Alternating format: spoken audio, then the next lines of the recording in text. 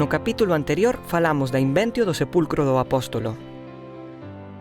Mais o certo é que a dimensión das peregrinacións a Compostela non poderían entenderse sen unha figura fundamental na nosa historia, a de Diego Xelmírez. Bispo e guerreiro, home espiritual e señor feudal, chegou a mandar escribir unha detallada crónica sobre as súas fazañas, coa particularidade de incluir conscientemente no texto os seus actos menos santos. Trátase da figura fundamental da Galiza do século XII, un dos períodos de maior esplendor do reino.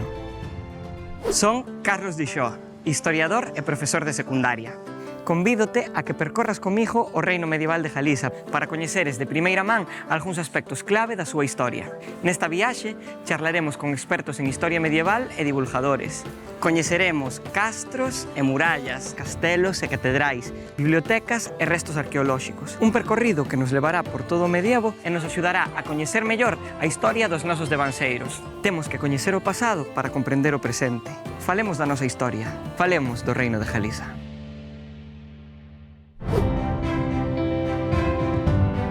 O século XII vai ser chave na historia de Galiza. É un período de expansión económica e grande dinamismo político, e tal vez aí poidamos situar a plenitude do feudalismo. Neste momento, Xelmírez mandou escribir unha obra que hoxe é excepcional para coñecer o medievo galego, a Historia Compostelá. A importancia da súa figura e a riqueza desta obra parecen eclipsar ás veces outros aspectos á marxe da súa acción política. Como era a sociedade galega no século XII? O século XII é, por exemplo, o momento do redescubrimento marítimo de Galicia. Por exemplo, ti que és de Vila Costeira, sabes que non é que Galicia tivera esquecido o mar, porque iso é imposible, pero realmente o redescubrimento da importancia do mundo litoral arrinca a partir do século XII, non? O século XII é o século donde agroman os primeiros síntomas, os primeiros sinais literarios do galego portugués, ou do galego, para ser máis preciso, non do galego literario. O século XII é moito máis que o século de Xelmírez, por máis que sea a figura sobre a que se poñan todos os focos por las razóns da súa propia promoción persoal e do feito de que a historia de Compostela é tan chea de información, non?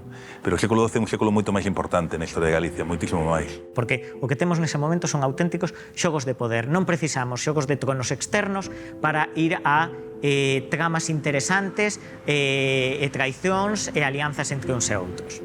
Os que van a apoiar, os infanzós portugueses que van a apoiar ata nomear primeiro rei de Portugal a Afonso Enríquez, vanse a enfrontar violentamente a condesa Teresa e a súa parella, que é Fernando de Traba.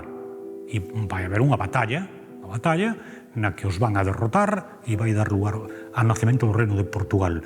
O sea, que o choque dun sector de señores territoriais portugueses contra o alto clero galego de Xelmírez, representado por Xelmírez, e contra a alta nobreza galega representada polos polos condes de Traba, o que vai dar lugar á aparición do reino de Portugal.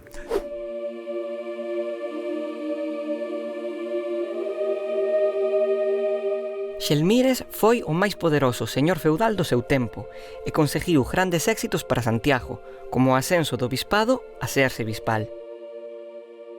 Porén, os seus métodos non sempre foron ortodoxos. Nas súas aspiracións a facer de Compostela o centro relixioso máis importante da península e na rivalidade con Braga, que fora a antiga cidade real dos suevos e se primada de Galiza, tal vez poidamos ver o xerme dunha fractura que será determinante na nosa historia. A división do Reino ao Medio, co nacemento de Portugal. Por que foi tan relevante Diego Xelmírez? Certamente así por dos motivos. Primeiro polo que fixo e segundo porque soubo contalo. Cousa que non é tan frecuente e en gran medida o relato de Xelmírez está mediado porque dispoñemos dunha crónica moi detallada das súas accións. Cousa que con outros bispos non é tan fácil. Isto non implica que idealicemos a Xelmírez. Eu, como sempre digo, Xelmírez é ante todo un home poderoso. E un home que en termos actuais casi poderíamos considerar fortemente ególatra. A historia compostelana, que é unha das grandes fontes a nivel peninsular para o século XII, que é o que nos permite coñecer toda a realidade política e incluso eclesiástica que está no noroeste peninsular, é unha obra feita para contarnos os feitos en modo de loa desta figura. Pero estamos vendo unha distorsión con respecto ao mundo feudal. Un bispo feudal é tamén un señor, e moitas veces un señor da guerra.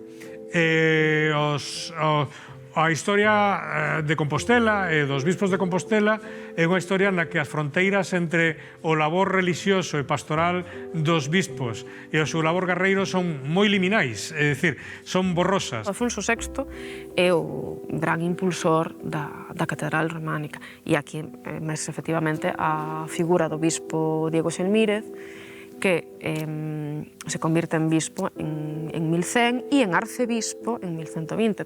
Hai que ter en conta, temos na estrutura da Igrexa, si temos o Papa, por suposto, e a nivel máis local, digamos, o poder, o bispo controla con a diocese, un territorio amplo, pero por riba do bispo está o arcebispo. O arcebispo ten o control sobre varios bispados. E Xelmírez consegue que Compostela sexa unha arquidiocese e el que consigue ser arcebispo, el, que antes eran Braga e Toledo. O que non hai dúda é que estamos falando de alguén que ten unha visión política, na medida en que falamos de política e de cultura na Idade Media, extraordinaria. É dicir, é alguén que é consciente de que a partida de Santiago se xoga a nivel internacional, a nivel global. Pon os medios para facelo non só desde o punto de vista económico, senón a partir das conexións internacionais mediadas polo equipo de goberno que el conforma.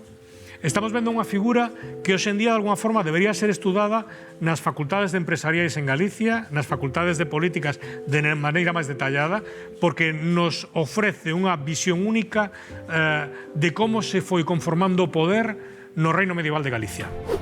Aínda que as obras da catedral comezaron unhas décadas antes da súa elección como bispo de Compostela e as peregrinacións ao sortejo do apóstolo Santiago eran un fenómeno que viña de séculos atrás, Xelmírez foi unha das figuras principais da alta política a nivel peninsular. Elevou a cidade a ser arcebispal, impulsou en grande medida a construción da catedral románica e mesmo coroou nela o neno Afonso Reimundes como rei de Galiza. Non se pode entender Compostela sen Xelmírez, da mesma maneira que non se pode entender a Galiza de hoxe sen a historia de Compostela.